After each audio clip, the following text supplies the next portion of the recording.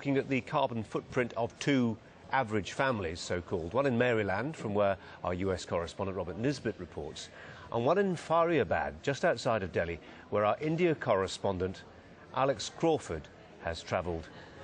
We're about to show you their joint report. Meet the Sharmas: Dablu, Sonu, Shobha, Ropam, Suraj, Indrajit, and twins Ganesh and Santoshi, held by parents Sadeo and Pamela. Two others have already left home. 7,500 miles away, you'll find Anna, Jack, Shannon and Dave Ballard. They live in a suburban townhouse in Riva, Maryland, with all its energy-intensive trappings. The average carbon footprint of an American amounts to 19 tons of carbon dioxide every year. That's 15 times larger than that of the average Indian. The Sharmas have few basic facilities. Like millions of other Indians, they've no running water. This pump is shared by dozens of families. They're among the world's poorest people, and over a third of them live in India, a country which has also recently enjoyed one of the fastest growing economies on earth. More than 40% of the Indian population has no access to electricity. In India, there are 12 vehicles per 1,000 people, with a very high use of non-motorised transportation.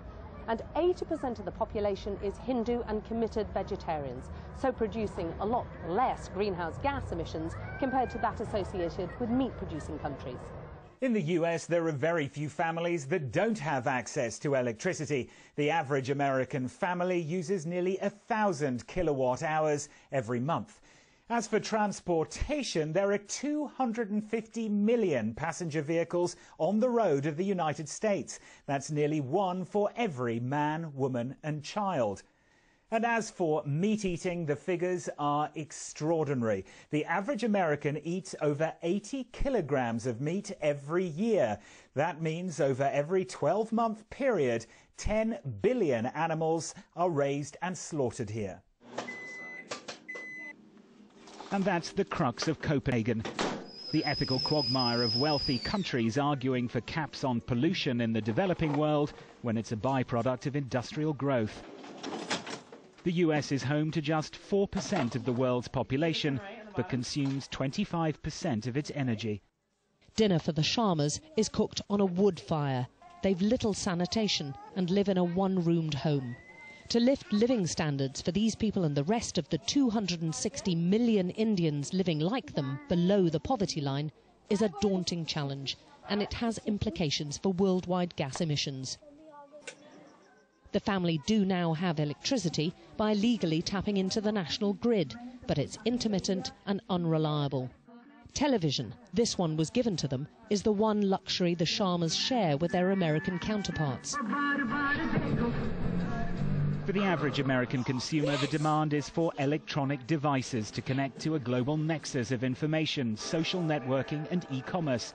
80% in the US now have access to the internet. The Ballards are no exception.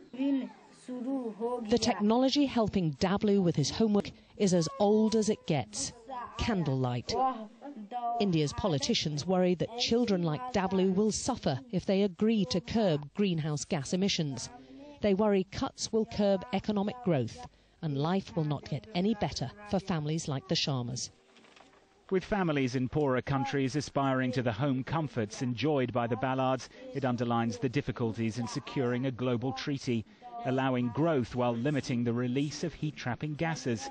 A realistic proposition or just a dream? Robert Nisbet, Sky News, Maryland. Alex Crawford, Sky News, Faridabad, India. And Andrew Wilson will present live from the Brazilian rainforest tonight, 8:30 this evening here on Sky. Some more of the day's news now. Here's Sarah.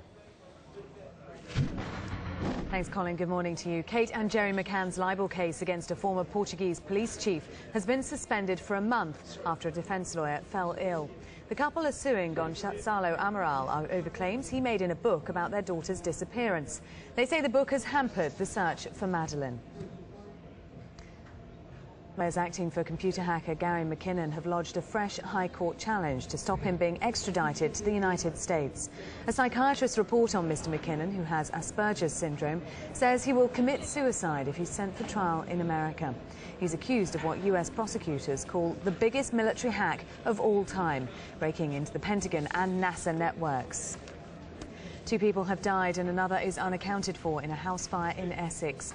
It broke out on the first floor of a semi-detached house in Saffron Walden. Fire crews are still working to extinguish the blaze, which has spread to the roof of the building. A senior US politician has warned that Iran faces tough consequences if it doesn't abandon its controversial nuclear program. Defense Secretary Robert Gates said he expects significant additional sanctions to be imposed by the international community unless Iran changes course on its nuclear ambitions.